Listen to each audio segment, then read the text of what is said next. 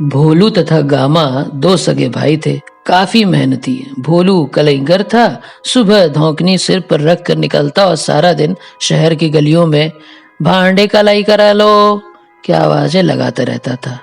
संध्या को घर लौटता तो उसकी तहमत की अंटी में 3-4 रुपए का करियाना अवश्य होता। गामा खोचा लगाता था। उसको भी सारा दिन छाबड़ी सिर पर उठाए घूमना पड़ता था। 3-4 रुपए वो भी कमा लेता था, लेकिन उसे शराब की लत थी। संध्या को दीने के भटियार खाने से खाना खाने से पहले 1 पाव शराब उसे अवश्य चाहिए थी। पीने के बाद वह बहकता। दीने के भटियार खाने में रौनक बढ़ जाती। दोनों शरणार्थी थे। एक बड़ी सी बिल्डिंग के साथ सर्वे क्वार्टर थे।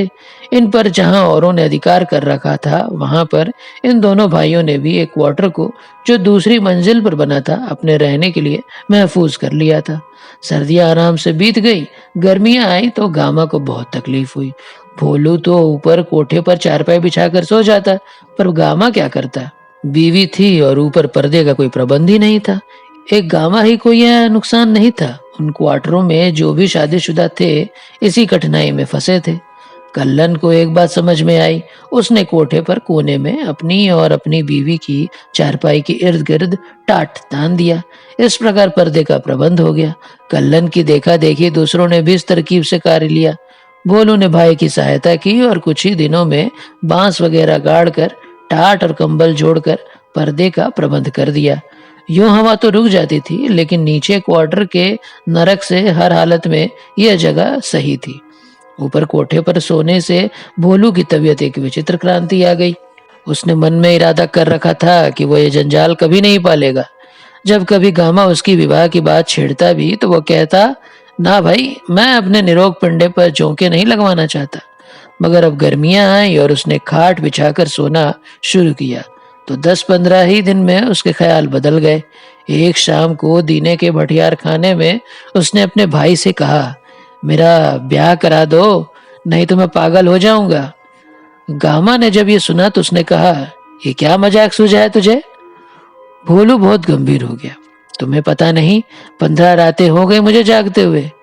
गामा ने कहा, क्यों, क्या हुआ। कुछ नहीं यार, दाएं बाएं जिधर दृष्टि डालो कुछ न कुछ हो रहा होता है। अजीब अजीब आवाजें सुनाई देती है। नींद क्या खाक आएगी।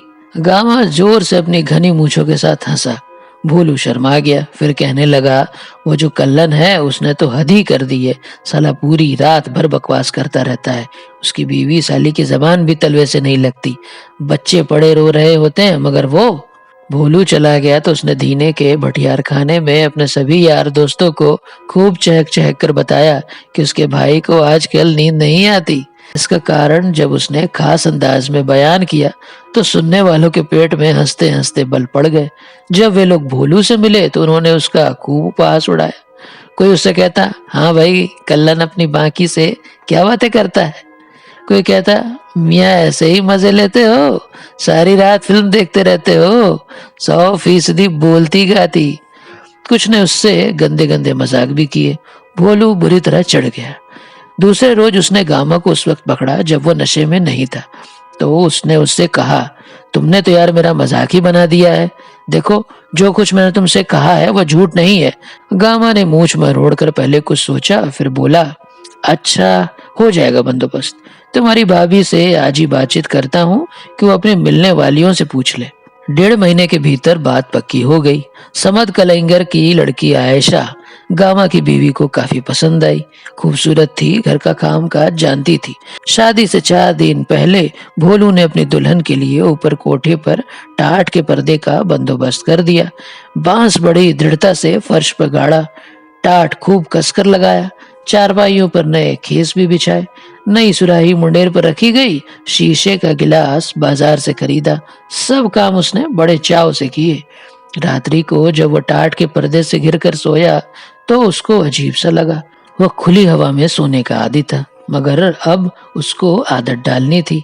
यही कारण था कि शादी से 4 दिन पहले ही उसने यूं सोना शुरू कर दिया था। पहली रात जब वो लेटा और उसने अपनी बीवी के बारे में सोचा तो पसीने से तरबतर हो गया था। भोलू पहले से भी अधिक परेशान हो गया। हर समय उसको यही बात सताती रहती कि टाट का पर्दा भी कोई पर्दा है। फिर चारों ओर लोग बिखरे पड़े हैं। रात के सन्नाटे में हल्की सी सरगर्मी भी दूसरे कानों तक पहुंच जाती है। एक कोठा है, इस चारपाई पर बीवी लेटी हुई है, उस चारपाई पर शौहर पड़ा है। सैकड़ों आंखें, सैकड़ों कान आसपास खुले हैं। दिखाई न पड़ने पर भी व्यक्ति सब कुछ देख लेता है। वो सामने कल्लन अपनी बीवी की छातियां दबा रहा है। वो कोने में उसका भाई गामा लेटा हुआ है। तहमत खुलकर एक तरफ पड़ा है। शादी का दिन आया तो भोलू का मन चाहा वो कहीं भाग जाए, मगर जाता कहाँ। भोलू ने अपने आप को ढांढस दिया और अपनी नई नवेली दुल्हन की डोली अपने घर ले आया। क्वार्टरों में चहल पहल हो गई। उसकी भाभी ने ऊपर कोठे पर टाट के पर्दे के नीचे बिस्तर का प्रबंध कर दिया। गामा ने मोतियों के 4 बड़े बड़े हार तकिए के निकट रख दिए। एक दोस्त उसके लिए जलेबियों वाला दूध ले आया। देर तक वो नीचे क्वार्टर में अपने दुल्हन के निकट बैठा रहा।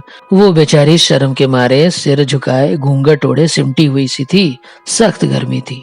भोलू का नया कुर्ता उसके शरीर के साथ पसीने से चिपका हुआ था। वो पंखा चल रहा था मगर हवा जैसे बिल्कुल गायब थी। भोलू ने सबसे पहले सोचा कि वो ऊपर कोठे पर नहीं जाएगा, नीचे क्वार्टर में ही रात काटेगा। मगर जब गर्मी इम्तिहान को पहुंच गई तब वह उठा और उसने दुल्हन से चलने के लिए कहा। भोलू को इस बात का इत्मीनान था कि सब लोग सो रहे होंगे, कोई उसको नहीं देखेगा। खामोश दबे पांव वो अपने टाट के पर्दे के पीछे अपनी दुल्हन के साथ घुस जाएगा और सुबह मुंह अंधेरे ही नीचे उतर आएगा। जब वह कोठे पर गया तो बिल्कुल खामोशी थी। दुल्हन ने शर्माए हुए कदम उठाए तो पाजेबों के रुपहले घुंघरू बजने लगे। एकदम भोलू ने महसूस किया कि चारों तरफ जो नींद बिखरी हुई थी जैसे चौंक कर जाग पड़ी है। चारपाइयों के ऊपर लोग करवटें बदलने लगे हैं। खांसने खकारने की ध्वनियां इधर उधर उभरने लगी। दबी दबी सरगोशियां उस तपी हुई फिजा में तैरने लगी। भोलू ने सहम कर अपनी बीवी का हाथ पकड़ा और तेजी से टाट की आड़ में चला गया। दबी दबी हंसी की आवाज उसके कानों से टकराई। उसकी घबराहट बढ़ गई। बीवी से बातें की तो पास ही खुसर फुसर आरंभ हो गई। दूर कोने में जहां कल्लन का स्थान था, चारपाई की चर चूं होने लगी। वह धीमी पड़ी तो गामा के लोहे की चारपाई चू चू करने लगी। ईदू हलवाई की कुंवारी बेटी शादा ने 2-3 बार उठकर पानी पिया। कसाई के बेटे की चारपाई से बार बार माचिस चलने की आवाज आ जाती थी। भोलू अपने दुल्हन से कोई बात नहीं कर सका। उसे भय था कि आसपास के खुले हुए कान तुरंत उसकी बात निगल जाएंगे और सारी चारपाइयां चर चूं करने लगेंगी। दम साधे हुए वह खामोश लेटा रहा। कभी कभी सहमी हुई निगाह से अपनी बीवी की ओर देख लेता, जो गठरी सी बनी दूसरी चारपाई पर लेटी थी। कुछ देर वो जागती रही और फिर सो गई। भोलू ने चाहा कि वो भी सो जाए, लेकिन उसे नींद नहीं आई। थोड़ी थोड़ी देर के बाद उसके कानों में आवाजें आती थी। आवाजें जो फौरन तस्वीरें बनकर उसके नजर के सामने से गुजर जाती थी। उसके मन में बड़ी उमंगें थीं, बड़ा जोश था। जब उसने विवाह का निश्चय किया था तो वो सारी लज्जतें जिनसे वह अपरिचित था उसके दिलो दिमाग में चक्कर लगाती रहती थी। उसे एक गर्मी का अनुभव होता, बड़ी सुखद गर्मी। किंतु अब जैसे पहली रात से उसे कोई दिलचस्पी ही नहीं थी। उसने रात में कितनी बार ये दिलचस्पी पैदा करने की कोशिश की, मगर आवाजें, वो अपने आप को नंगा महसूस करता, बिल्कुल नंगा, जिसको चारों तरफ से लोग आंखें फाड़ फाड़ कर देख रहे हों तथा हंस रहे हों। सुबह 4 बजे के आसपास वह उठा, कुछ सोचा। वो झिझक जो उसके हृदय में बैठ गई थी उसको किसी सीमा तक दूर किया। अब ठंडी हवा चल रही थी जो बड़ी तेज थी। भोलू की निगाहें कोने की तरफ घूमी। कल्लन का घिसा हुआ टाट हिल रहा था। वो अपनी बीवी के पास बिल्कुल नंग धड़ंग लेटा था। भोलू को बड़ी घिन हुई, साथ ही क्रोध भी आया कि वायु ऐसे कोठों पर क्यों चलती है तो टाटों को क्यों छेड़ती है। उसके दिल में आया कि कोठे पर जितने टाट हैं सब नोच डाले तथा नंगा होकर नाचने लगे। भोलू नीचे उतर गया। जब काम पर निकला तो कई मित्र मिले। सबने उससे पहली रात का हाल पूछा। बाले ने उसके कंधों पर जोर से हाथ मारा। बताओ पहलवान, कैसा रहा दंगल? भोलू खामोश था। सुबह उसकी बीवी मायके चली गई। 5-6 दिन के बाद वापस आई तो भोलू को फिर उसी कठिनाई का सामना करना पड़ा। कोठे पर सोने वाले जैसे उसकी बीवी के आने की प्रतीक्षा कर रहे थे। कुछ रातें खामोश रही थी, मगर जब वे ऊपर सोए तो फिर वही खुसर फुसर, वही चर चूं, वही खांसना खकारना। भोलू पूरी रात अपनी चारपाई पर लेटा आसमान को देखता रहा। कभी कभी एक ठंडी आ भर कर अपनी दुल्हन को देख लेता और हृदय में एक कुड़ता। 7 रातों तक यही चलता रहा। अंत में तंग आकर भोलू ने अपनी दुल्हन को मायके भेज दिया। 20-25 दिन गुजर गए तो गामा ने भोलू से कहा, यार तुम बड़े अजीब आदमी हो, नई नई शादी और बीवी को मायके भेज दिया। इतने रोज हो गए उसे गए हुए, तुम अकेले सोते कैसे हो? भोलू ने केवल इतना कहा, ठीक है। गामा ने पूछा, ठीक क्या है? जो बात है बताओ, क्या तुम्हें पसंद नहीं आया ऐसा? यार ये बात नहीं है। ये बात नहीं है तो फिर और क्या बात है? भोलू बात गोल कर गया, लेकिन थोड़े ही दिनों के बाद उसके भाई ने फिर बात छेड़ी। भोलू वहां से उठकर क्वार्टर के बाहर चला गया। बाहर एक चारपाई पड़ी थी, उस पर बैठ गया। अंदर से उसे अपनी भाभी की आवाज सुनाई पड़ी। वह गामा से कह रही थी, तुम जो कहते हो ना कि भोलू को आयशा पसंद नहीं आई, ये बात गलत है। गामा की आवाज आई, तो फिर और क्या बात है? भोलू को उससे कोई भी दिलचस्पी ही नहीं। दिलचस्पी क्यों हो? क्यों? गामा की बीवी ने इसका जो उत्तर दिया भोलू सुन नहीं सका, मगर उसके बावजूद उसको ऐसा लगा जैसे उसकी पूरी हस्ती किसी ने ओखली में डालकर कूट दी हो।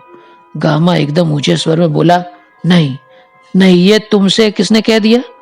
गामा की बीवी बोली, आयशा ने अपनी किसी सखी से जिक्र किया था। बात उड़ते उड़ते मुझ तक पहुंच गई। बहुत दुखी होकर गामा ने कहा, ये तो बहुत बुरा हुआ। भोलू के मन में छुरी सी उतर गई। उसका मानसिक संतुलन बिगड़ गया। वह उठा और कोठे पर चढ़कर जितने टाट लगे हुए थे उन्हें उसने उखाड़ना शुरू कर दिया। खट खट फट फट सुनकर लोग जमा हो गए। उन्होंने उसको रोकने की कोशिश की तो वह लड़ने लगा। बात बढ़ गई। कल्लन ने एक बांस उठाकर बड़े जोर से उसके सिर पर दे मारा। भोलू चकराकर गिरा और बेहोश हो गया। जब उसे होश आया तो वह पागल हो चुका था। अब वह बिल्कुल नंग धड़ंग बाजारों में घूमता रहता है। कहीं टाट लटका हुआ दिख जाए तो उसको उतार कर टुकड़े टुकड़े कर देता है।